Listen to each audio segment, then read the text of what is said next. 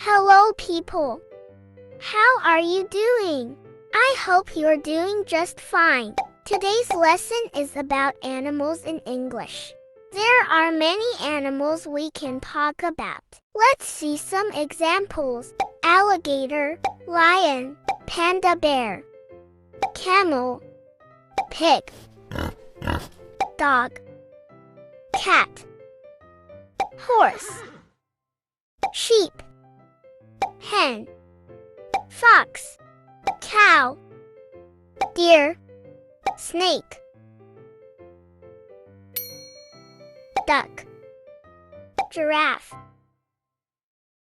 What's your favorite animal from this list?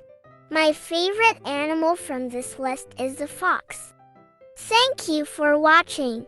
I hope you have enjoyed this video.